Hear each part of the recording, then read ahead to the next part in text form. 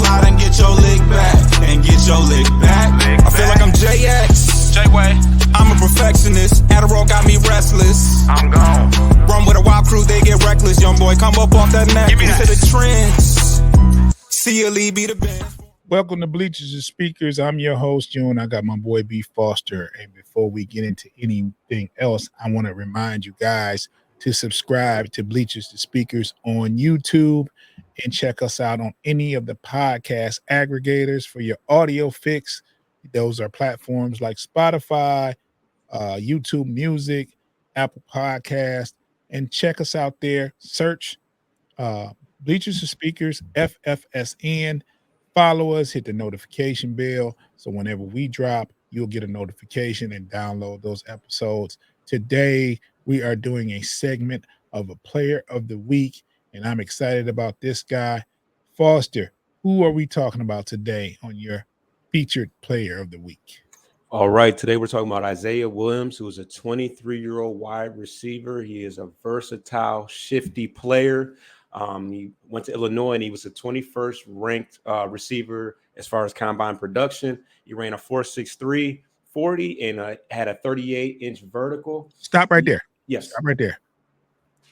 40 time, 4.63. I'm telling you, when I watched him play, he's faster than 4.63, but go ahead. Yes, so he entered college as a quarterback and changed during his sophomore year to receiver in the springtime. In that first sophomore year, he had 47 catches for 525 yards and 4 touchdowns.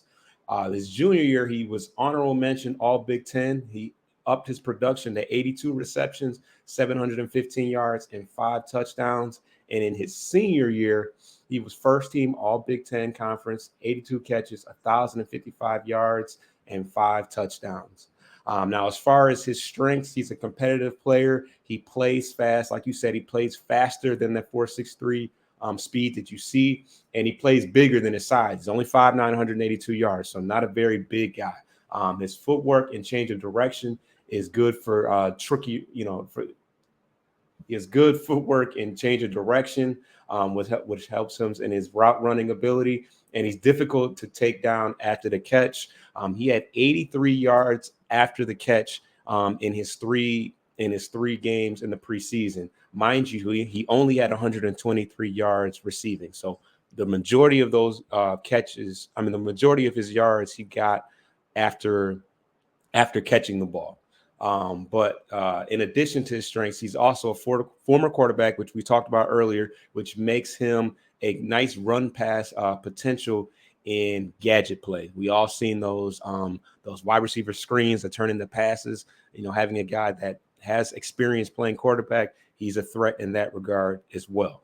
As far as his weaknesses, his routes lack crispy cuts. He frequently has issues, with passes that are highly contested. Obviously, his size limits, what his catch radius is.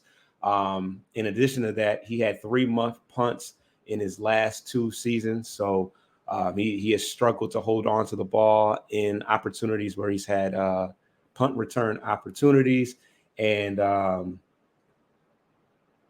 he has limits as far as his durability due to his size. He's actually inactive in the game today due to a abdomen injury. And, obviously when a guy like him is taking heavy hits, he's more susceptible to injury sometimes. So as far as his role in Detroit this year, he's pretty much going to be a depth receiver. The Lions have a much larger need, a much bigger need for the bigger receivers. And I think that they were hoping that, some of our other bigger receivers would have a much bigger impact in the preseason, but he did have a great preseason, and that's why he, made the team. Well, did he make the practice squad, or did he make the active roster? I don't even know.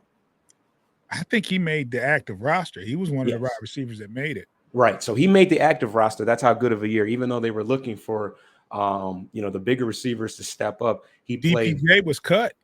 Right. So or waived or whatever. He beat out DPJ. Right. So as far as his preseason stats, he had 14 targets. He had 11 receptions for 123 yards, and like I said, 83 of those yards were what he got after the catch. He had one rush for 11 yards. And as far as special teams, he had 3 kick returns for 93 yards, which is good for 30 yards per kick return. And he had 6 punt returns for 71 yards, which is good for 11 plus yards per punt return. So a very diverse amount of production as far as catching the ball, rushing the ball, punt return, kick return. He pretty much put Dan Campbell in a situation where it was impossible to get rid of him. And he's a guy that they wanted to protect from going to waivers as well. So we'll see what his production is this year. Like I said, the Lions have a much more of a need for bigger, more physical receivers, but the production on special teams and on offense was too much for them to let him go. And hopefully he can get healthy, because like I said, he's out right now with an abdomen injury, which is why Tim Patrick and Kennedy have been elevated to the active roster today. It's good to see, man. It's good to see. I hate that he's injured. I think he would have got some playing time last week. I think obviously he would have got some playing time, but hopefully he's has a speedy recovery. I like this guy.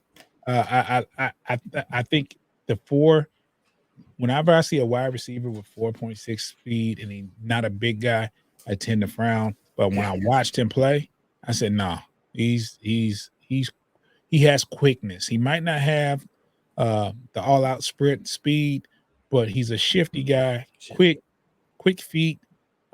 He can get away from defenders with those quick feet. So, and I'm gonna tell you something, man. You remember? I don't know if this might be before your time, but there was a wide receiver, all-world, Florida State, Peter Warrick. Oh, come on, man. Yeah. P-Dub ran a 4.6.